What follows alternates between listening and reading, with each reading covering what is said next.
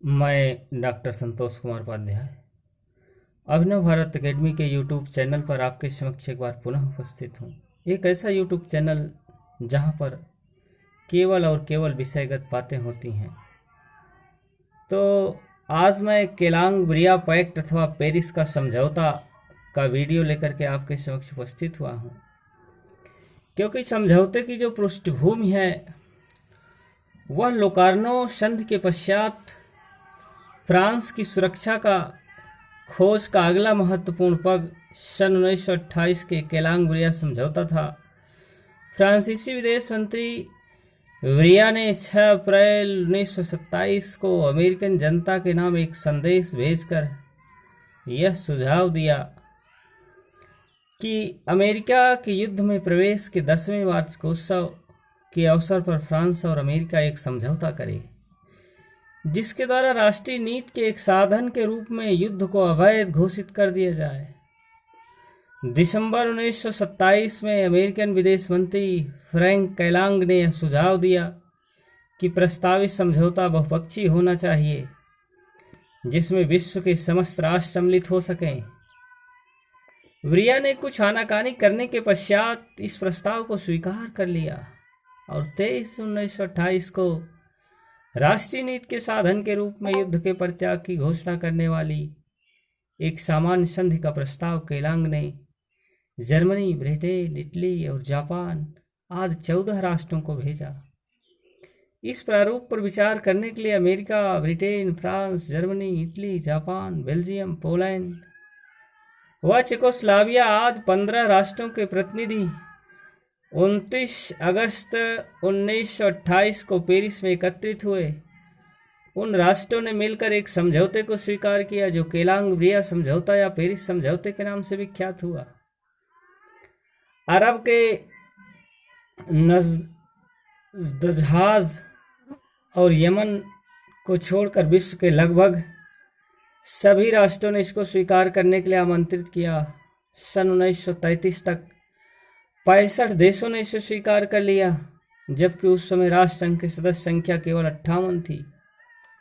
केवल Argentina, Brazil, Bolivia और Salvador ही इससे दूर रहे।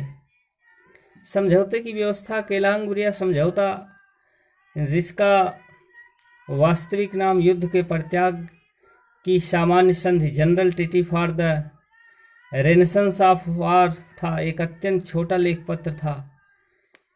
इसमें प्रस्तावना के अतिरिक्त केवल 3 अन्य अनुच्छेद थे, जिसकी प्रमुख व्यवस्थाएं इस प्रकार थी।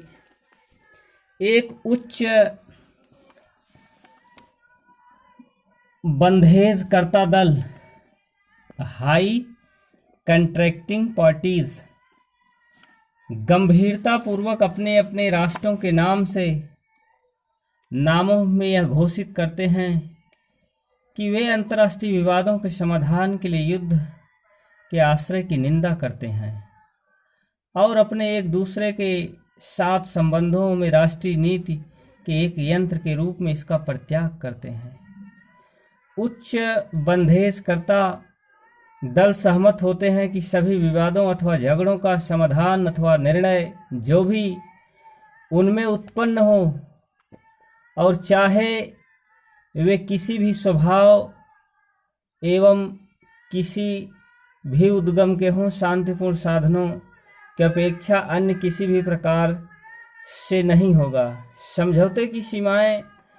केलांग ब्रिया समझौता ने युद्ध को राष्ट्रीय नीति के एक साधन के रूप में अवैध घोषित कर दिया, परंतु इस पर हस्ताक्षर करने वाले राष्ट्रों ने इसे पूर्ण रूप से अस्वीकार कर दिया था, वरन कुछ सीमाओं के साथ स्वीकार किया।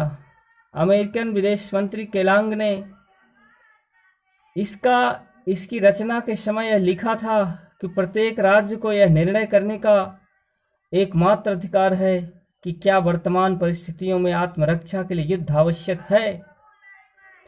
उन्होंने यह भी स्पष्ट कर दिया था कि अमेरिका मुनरो सिद्धांत की रक्षा के लिए युद्ध कर सकता है। फ्रांस ने केलांग ब्रिया समझौता को निम्नलिखित सीमाओं के साथ साथ स्वीकार किया। पहला था, संधि उस समय तक लागू नहीं होगी जब तक उसे सर्वदेशिक स्वीकृति प्राप्त न हो जाए। दूसरा, प्रत्येक हस्ताक्षरकर्ता को वैध आत्मरक्षा का अधिकार प्राप्त होना चाहिए। तीसरा, यदि एक हस्ताक्षरकर्ता युद्ध न करने की अपने वचन का उल्लंघन करता है तो अन्य सभी आप ही अपने दायित्व से मुक्त समझे जाने चाहिए। इस संधि का फ्रांस के राष्ट्र संघ, लोकार्नो संधि और अन्य संधियों के अंतर्गत पहले दायित्वों पर कोई प्रभाव नहीं पड़ेगा। ब्रिटिश सरकार ने समझौते को स्वीकार करते समय इसकी सीमा की व्याख्या करते हुए कहा कि विश्व में अनेक ऐसे प्रदेश हैं जिनका कल्याण और अखंडता हमारी शांति की सुरक्षा के लिए आवश्यक है। इनको आक्रमण से सुरक्षित रखना ब्रिटिश साम्राज्य के लिए आत्मरक्षा का कार्य है। यह स्पष्ट रूप से समझ लेना चाहिए कि ब्रिटिश सरकार नई संधि को इस शर्त के साथ स्वीकार कर रही है कि इससे उसकी यह स्वतंत्रता किसी प्रकार खंडित नहीं होगी। इसी प्रकार जापान के विदेश मंत्री ने कहा था कि वास्तव में मंचूरिया और मंगोलिया उस क्षेत्र के अंतर्गत हैं जहां पर हमारा आत्मरक्षा के अधिकार प्रयोग किया जा सकता है। इसी प्रकार की सीमाएं अन्य देशों ने भी लगा दी थी। संक्षेप में, राष्ट्रों ने युद्ध के परित्याग का वचन दिया था, परंतु साथ ही निम्न 3 अवस्थाओं में युद्ध को उचित भी माना था। पहला, आत्मरक्षा। दूसरा, पहली संधि और दायित्वों का पालन। तथा तीसरा, राष्ट्र संघ संविदा के दायित्वों का पालन। समझौता का जो विशेषता थी वो कोलंबिया समझौता की 3 विशेषता थी। प्रथम, जैसा कि EH कार्य महोदय का मत है कि यह समझौता विश्व इतिहास में एक सीमा चिन्ह, लैंडमार्क था। इतिहास में यह पहला ही राजनीतिक समझौता था जिसका क्षेत्र लगभग सभी देश थे। इस पर 65 राष्ट्रों ने हस्ताक्षर किए, जबकि राष्ट्र संघ तक के सदस्यों की संख्या इससे 7 कम थी। दूसरा, यह समझौता कभी रद्द नहीं किया जा सकता था। राष्ट्रसंघ के सदस्य 2 वर्ष का नोटिस देकर उससे पृथक हो सकते थे, परंतु इस समझौते में ऐसी कोई व्यवस्था नहीं थी जिसके द्वारा राष्ट्र अपनी युद्ध परित्याग की घोषणा को वापस ले सके। तीसरा, इसने राष्ट्रीय प्रभुसत्ता के सिद्धांत को कुछ अंशों में खंडित कर दिया, क्योंकि इसके द्वारा राष्ट्रों ने यह स्वीकार कर लिया कि वे एक विश्व समाज के सदस्य हैं और उनके हित के लिए युद्ध का परित्याग करने को प्रस्तुत हैं। इसकी समझौते की आलोचना हुई। यदि कोलंबिया समझौता सार्वदेशिक मान्यता प्राप्त करने वाले प्रथम समझौते के रूप में एक ऐतिहासिक महत्व का समझौता था, फिर भी अपनी स्वीकृति के कुछ समय बाद ही इसे निरर्थक और अव्यवहारिक कहा जाने लगा। इसे एक अनुबंधी दायित्व के स्थान पर सिद्धांत की एक घोषणा कहा जाने लगा, क्योंकि इसमें किसी ऐसे साधन की व्यवस्था नहीं की गई थी जिसके द्वारा उसकी व्याख्या की जा सकती और उसे क्रियान्वित किया जा सकता। ऐसी अवस्था में एक पूर्णतया प्लेटोनिक अंतर्राष्ट्रीय चुंबन रह गया, जिसने भविष्य के लिए कुछ भी आश्वासन नहीं दिया। नॉर्मन बेंटविच के शब्दों में, समझौते ने युद्ध की प्रेत बाधा के शब्दों से भगाया था, परंतु जब शैतान, नाजी और फांसी शक्तियों ने चुनौती दी तब जादू ने काम नहीं किया। अपराधी को दंडित करने की व्यवस्था के अभाव में पेरिस का समझौता एक पवित्र आकांक्षा की घोषणा मात्र रह गया। यह एक दंत नख विहीन सिंह था जिसके पास न तो दांत था न तो नाखून था। दूसरे शब्दों में यह कहा जाए कि दूसरा समझौता की आलोचना जो हुई, इस समझौते द्वारा युद्ध का केवल परित्याग किया गया था, इसको पूर्णतः अवैध घोषित नहीं किया गया था। इसने युद्ध के अतिरिक्त शक्ति और हिंसा के अन्य प्रयोगों का भी निषेध नहीं किया। लगभग सभी हस्ताक्षरकर्ताओं ने आत्मरक्षा के लिए युद्ध के अधिकार को सुरक्षित रखा था। परिणाम यह हुआ कि हस्ताक्षरकर्ताओं ने युद्ध की नीति का परित्याग नहीं किया, वरन या तो युद्ध की घोषणा किए बिना युद्ध का आश्रय लिया या हर युद्ध की आत्मरक्षा का युद्ध कहकर उसे उचित सिद्ध करने का प्रयत्न किया। तीसरा, हस्ताक्षरकर्ता राष्ट्रों ने इस समझौते पर पूरी निष्ठा के साथ स्वीकृति नहीं थी। लगभग सभी राष्ट्रों ने कुछ सीमाओं के अंतर्गत ही इसे स्वीकार किया। ये सीमाएं इतनी अधिक व्यापक थी कि उन्होंने समझौते के व्यवहारिक महत्व को एक बड़ी सीमा तक नष्ट कर दिया। चौथा, एच कार महोदय के अनुसार पेरिस समझौता राष्ट्र संघ के लिए भी एक चुनौती प्रतीत होने लगा। उसके शब्दों में पेरिस समझौता एक नैतिक घोषणा थी, अनुबंध पत्र एक राजनीतिक संधि था। पेरिस समझौते के द्वारा सभी प्रकार के युद्धों की निंदा की गई थी, किंतु उनमें से किसी के लिए भी दंड की व्यवस्था नहीं थी। अनुबंध पत्र में कुछ युद्धों का आश्रय लेने की अनुमति थी और कुछ युद्धों का उससे निषेध था, किंतु निषिद्ध युद्धों के लिए दंड की व्यवस्था भी थी। आशय में इतने विभिन्न लेखों को एकीकृत करना और इसका एकीकरण को आकर्षक बनाना अतिमानवीय कार्य ही था।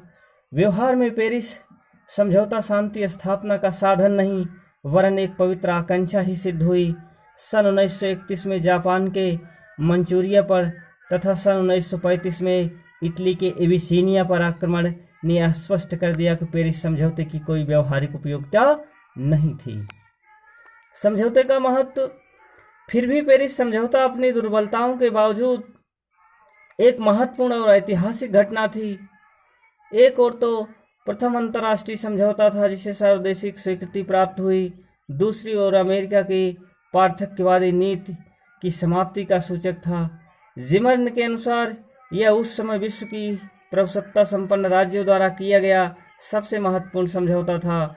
हार्डी के शब्दों में एक ऐतिहासिक घटना के रूप में युद्ध का नीति के साधन के तौर पर यह प्रायः सार्वजनिक प्रख्यात अभूतपूर्व महत्व रखता प्रतीत होता है। युद्ध के प्रति एक नए नैतिक रुख के संकेत के रूप में यह निस्संदेह प्रभाव उत्पादक था। इस तरीके से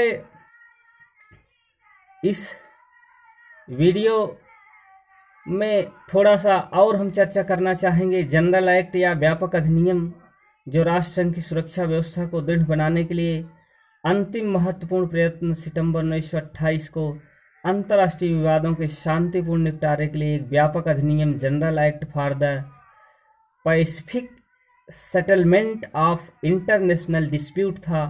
इसको राष्ट्रसंघ की साधारण सभा ने सितंबर 1928 में स्वीकार किया था। इसका उद्देश्य अंतर्राष्ट्रीय विवादों के शांतिपूर्ण समाधान की एक सभी मामलों पर लागू की जा सकने वाली सामान्य व्यवस्था की रचना करना तथा केलांग ब्रिया समझौते को कार्यान्वित करना था। इसमें अंतर्राष्ट्रीय विवादों के समाधान के लिए संराधन, पंच निर्णय और न्यायिक निर्णय की व्यवस्था की गई थी, परंतु यह प्रयत्न भी अधिक दिनों तक सफल नहीं हो सका और सन 1935 के अंत तक केवल 23 राज्यों ने इस अधिनियम को स्वीकार किया। तो आज इस वीडियो के साथ यहीं तक। अगला वीडियो लेकर के आपके समक्ष पुनः उपस्थित होने का प्रयास करेंगे। सभी मित्रों को बहुत बहुत धन्यवाद।